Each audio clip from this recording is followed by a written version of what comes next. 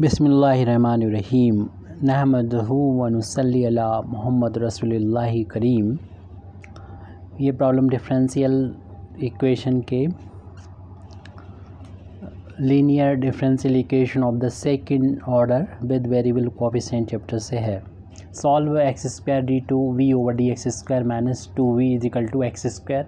यहाँ पर x independent variable है और वी डिपेंडेंट वेरिएबल है। सबसे पहले तो हमें गिवन इक्वेशन को लिख लेना चाहिए, उसके बाद इसको स्टैंडर्ड फॉर्म में कन्वर्ट करने के लिए d two v over d x square के कोएफिशिएंट को 1 बनाएंगे। पहले इसको इक्वेशन को आप लिख लीजिएगा, उसके बाद हम एक्स स्क्वायर से डिवाइड कर देंगे। तो इसी को हम लिख रहे हैं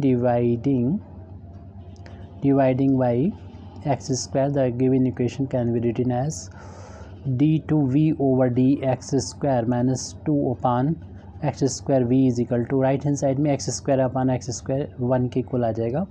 तो हमने यहाँ पर इसको स्टैंडर्ड फार्म में कन्वर्ट कर दिया। अब इसके कंपेयर भी कर देंगे। स्टैंडर्ड फार्म में जो सेकेंड ऑर्डर का डिफरेंशियल इक्वेशन होता है d two v over d x square plus p d v over, हालांकि y की फार्म में हम लोग पढ़ते हैं लेकिन यहाँ v है तो इसलिए v की फार्म में लिखा हुआ है, प्लस क्यू वाई फिर भी लिखना होगा हमें, और राइट हैंड साइड में r। तो इससे जब हम कंपेयर करेंगे, आप इसको लिखें ना लिखें, लेकिन p जो कि d v over d x coefficient है, इसमें यहाँ पर d v over d x का कोई कोएफिशिएंट नहीं तो वो 0 हो जाएगा। और v का कोएफिशिएंट q है, यहाँ पर v का कोएफिशिएंट है minus two upon x square, right hand side में r जो कि 1 के इक्वल है। अब हम लोग जानते हैं कुछ सिंपल टेस्ट होते हैं जिनका यूज़ करते हुए हम पर्टिकुलर इंटीग्रल को, यानी जो कंप्लीट सोल्यूशन होता है उसका एक पार्ट फाइंड कर लेते हैं।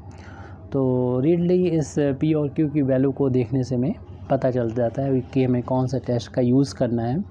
यानी 2 plus 2px plus Q x square की वैल्यू 0 के बराबर आ रही है। 2 प्लस, क्योंकि हम देख रहे हैं यहाँ पर p की वैल्यू 0 है और q की value minus two upon x square है। एक्स स्क्वायर से इंटू हो रहा है ये, तो कैंसिल हो जाएगा और ये वैल्यू 0 हो जाएगी और 2 माइनस 2 बचेगा जो कि 0 के इक्वल आ गया। यानी ये वैल्यू जो आई है means 2 plus 2px plus Q x square 0 के इक्वल आ गया। जब ये वैल्यू 0 होती है तो ये वो टेस्ट है जिससे पता चलता है कि b is equal to x square is a solution of equation. इसको हम इक्वेशन नंबर 1 डाल देते हैं, इक्वेशन नंबर 1। तो यह गिवन इक्वेशन का एक ये सॉल्यूशन है। इसका दूसरा जो पार्ट है यानी कंप्लीट सॉल्यूशन का, उसको मान लेते हैं हम। Let v is equal to x square into y, इसको कंप्लीट सॉल्यूशन मान लेते हैं। b कंप्लीट सॉल्यूशन, तो हमें y की वैल्यू ही फाइंड करना होगा। लेकिन और ये कंप्लीट सॉल्यूशन है तो इक्वेशन नंबर 1 को सेटिस्फाई करेगा, लेकिन वहाँ पर है डी सेकेंड डेरिवेटिव है v का, तो इसलिए हमें इसको 2 बार डिफ्रेंशिएशन करना होगा। D v over d x करेंगे तो फर्स्ट फंक्शन वैसा ही सेकेंड फंक्शन का डिफ्रेंशिएशन करना होगा, d v over d x plus second function वैसे ही फर्स्ट फंक्शन का डिफ्रेंशिएशन जो कि 2x हो जाएगा। अब हमें चूँकि सेकेंड डेरिवेटिव चाहिए तो again differentiate with respect to x we get d two v over d x square is equal to, first second इसको मान लें, फर्स्ट फंक्शन वैसा ही सेकेंड फंक्शन का डिफ्रेंशिएशन कर देंगे, प्लस सेकेंड फंक्शन वैसा ही और फर्स्ट फंक्शन का डिफ्रेंशिएशन 2x हो जाएगी। तो इसका डिफ्रेंशिएशन हो गया यहाँ तक, प्लस इसका डिफ्रेंशिएशन करने जाएंगे तो 2 यहाँ पर बाहर ले लें कांस्टेंट, और फर्स्ट इसे मान लें सेकेंड, फर्स्ट इसको मान लेते हैं फर्स्ट फंक्शन वैसा ही सेकेंड फंक्शन का डिफ्रेंशिएशन, फिर सेकेंड फंक्शन वैसे ही फर्स्ट फंक्शन का डिफ्रेंशिएशन। अब यहाँ पर ब्रैकेट ओपन कर लेंगे तो वैल्यू हमको मिल जाएगी d two v over d x square is equal to x square d two y over d x square plus 2 times हो जाएगा x d y over d x plus 2 का अंदर इंटू कर देंगे 2x d y over d x और plus का हो जाएगा 2y। देख रहे हैं ये लाइक टर्म में एक जैसे हैं तो 2 टाइम्स 4 टाइम्स हो जाएंगे। अगले पेज पर इसको हम यहाँ पर नोट कर लेते हैं और ये वैल्यू जो है सेकेंड डेरिवेटिव की है v की विद रिस्पेक्ट टू x, फिर यहाँ पर फर्स्ट टर्म में था x square d/y/d x square plus 4 times x dy/dx और फिर उसके बाद है प्लस का 2y ये सेकंड डेरिवेटिव की वैल्यू है जो कि हमने यहाँ पर नोट कर ली है। अब इन वैल्यू को उठा के इक्वेशन नंबर हमें 1 में पुट करना है। तो जैसा कि हमने सॉल्यूशन माना था उस बेस पर ये मिला हमको, तो अब हम इक्वेशन नंबर 1 में पुट कर रहे हैं। Putting these values, putting v की वैल्यू और ये d/v/dx² की वैल्यू, पुटिंग दीज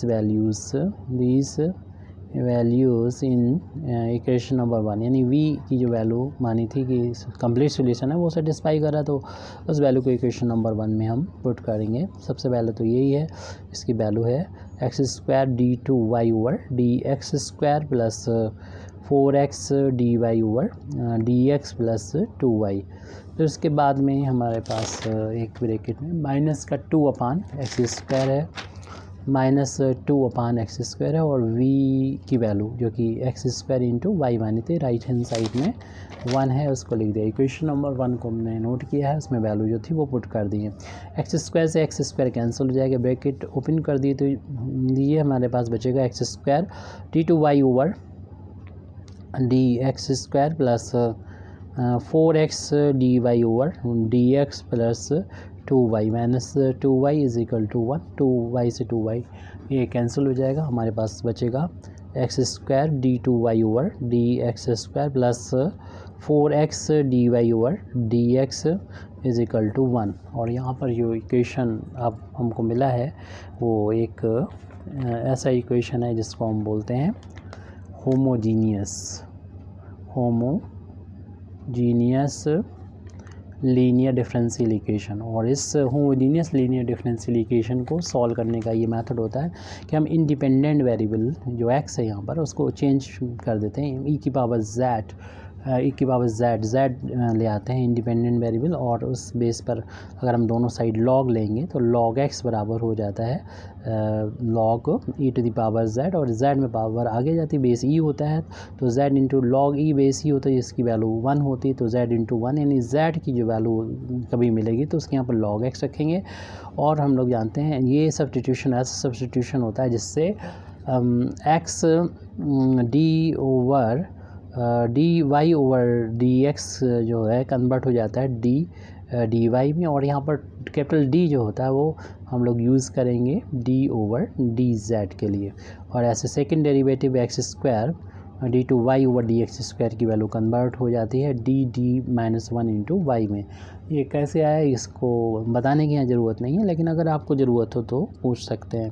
तो इन वैल्यूज़ को अब हम जो लास्ट में हमारा इक्वेशन आया, ये आप चाहें तो इसको इक्वेशन नंबर आप 2 भी डाल सकते हैं। इक्वेशन नंबर 2 में पुट करने पर ये वैल्यू पुटिंग दीज वैल्यूज़ हमें y की वैल्यू फाइंड करना है। Putting these values in equation number 2 यानी लास्ट का जो डिफरेंशियल इक्वेशन है उसमें ये वैल्यू पुट करने पर, तो जो सेकंड डेरिवेटिव वो ये है d-1y, फिर 4 टाइम्स था यहाँ पर, और इसकी वैल्यू ये तो dy के बराबर ही है, dy राइट हैंड साइड में 1 के इक्वल है, y राइट हैंड साइड में हम बाहर ले लेते हैं तो हमारे पास बचेगा d-1 प्लस 4d, y को बाहर ले लिया इज इक्वल टू 1। इसको हम राइट हैंड साइड में ही ले सकते हैं, लेफ़्ट में y को बाहर नहीं ले सकते। d का अंदर मल्टीप्लिकेशन कर देंगे क्योंकि ये ऑपरेटर है d, तो d² माइनस का d plus 4d y is equal to 1, और इनका डिफरेंस प्लस का 4 बचेगा हमारे पास।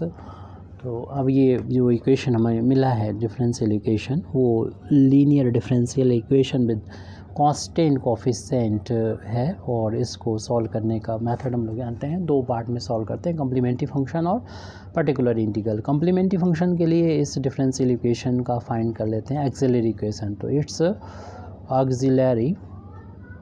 एक्सिलरी इक्वेशन इज़, तो इसका एक्सिलरी इक्वेशन लिखना है तो जहाँ पर भी हमें d मिलेगा वहाँ पर m पुट कर देंगे, m² प्लस का 3m is equal to 0, m common ले लेंगे तो m plus 3 is equal to 0, इन दोनों को अलग अलग जो हम 0 के बराबर पुट करेंगे तो इससे मिलेगा हमको m की वैल्यू 0 और m की वैल्यू -3 मिलेगी। तो m की वैल्यू हमको ये मिल चुकी है। तो m की वैल्यू जो हमको अभी मिली है, इससे बेस पे हम कम्प्लीमेंट्री फंक्शन को लिख सकते हैं। ध्यान रहे कि इंडिपेंडेंट वेरिएबल z हो चुका है, तो c1 into e to the power z m की वैल्यू और इंटू कर देंगे z से, इंडिपेंडेंट वेरिएबल से, प्लस c2 इंटू ई की पावर में लिख देते हैं m की दूसरी वैल्यू इंटू इंडिपेंडेंट वेरिएबल z से मल्टीप्लाई। इसको फिर दोबारा से x की फॉर्म में कन्वर्ट करने के लिए एक ये पावर e की पावर 0 है जिसकी वैल्यू 1 हो जाएगी, प्लस का c2, इसको हम लिख सकते हैं e की पावर z होल पावर -3 कर सकते हैं।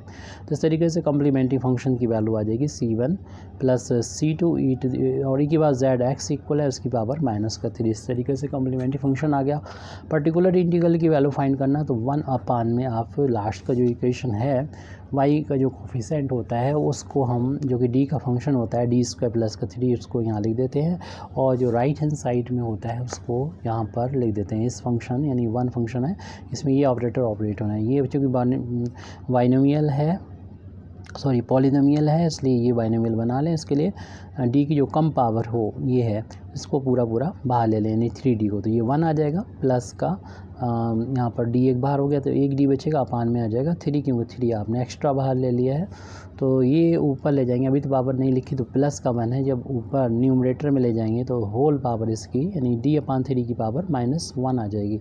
और यहाँ पर बाइनोमियल थ्योरम को अप्लाई कर देंगे। आपको मालूम है कि बाइनोमियल थ्योरम जो होती है वो 1 + x की पावर n का expansion 1 + n x + n -1 factorial two x² होती है, प्लस एंड सो इन्फिनिटी होती है। अगर नंबर ऑफ टर्म यहाँ पर n की value positive integer whole number नहीं है, तब ये नंबर ऑफ टर्म इनफाइनाइट होते हैं। जो कि यहाँ पर ये होल नंबर नहीं है, माइनस है वैल्यू, तो इनफाइनाइट नंबर ऑफ टर्म होंगे, लेकिन हमें ओनली एक टर्म ही लिखना काफ़ी है, लेकिन 2 टर्म हम फिर भी लिख लेंगे, यानी 1 + n की जगह पर -1 है, x की जगह पर d/3 है। बाकी टर्म छोड़ दिए, क्योंकि जिस फंक्शन पर ये ऑपरेट हो रहा है वो कांस्टेंट है, और कांस्टेंट का डिफरेंशिएशन 0 होता है, तो इससे ही एक बार डिफरेंशिएशन 0 जाएगा, फिर नेक्स्ट में तो पावर d की बढ़ती चली जाएगी, तो वही 0 हो जाएगा, सिर्फ वही एक टर्म ही बचेगा, जो कि हमने शुरू में बोला था कि हमें लिए एक ही टर्म काफ़ी है।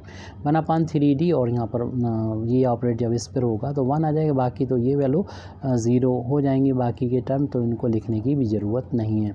1/3 जो कि कांस्टेंट बाहर लिख दें, और 1/d का मतलब इंटीग्रेट करना होगा, जो भी यहाँ पर फंक्शन है 1 है, इसको z के रिस्पेक्ट में, जो इंडिपेंडेंट वेरिएबल लास्ट में था उसमें, और 1 का z के रिस्पेक्ट में इंटीग्रेशन z हो जाएगा। इस तरीके से पर्टिकुलर इंटीग्रल की वैल्यू हमें मिल चुकी है 1/3 z, और यहाँ पर z को भी x की फॉर्म में कन्वर्ट करेंगे तो हमने x निकाल रखा था, z की वैल्यू फाइंड कर रखी थी, log x बेस नहीं लिखा तो e होता है। ये पर्टिकुलर इंटीग्रल की वैल्यू है। इस तरीके से हम y की वैल्यू लिख सकते हैं। कम्प्लीमेंट्री फंक्शन और पर्टिकुलर इंटीग्रल दोनों को ऐड करने पे मिल जाएगा।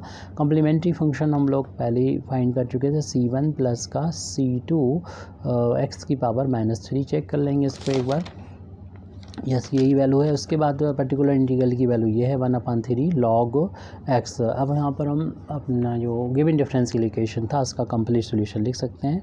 The complete solution of given differential equation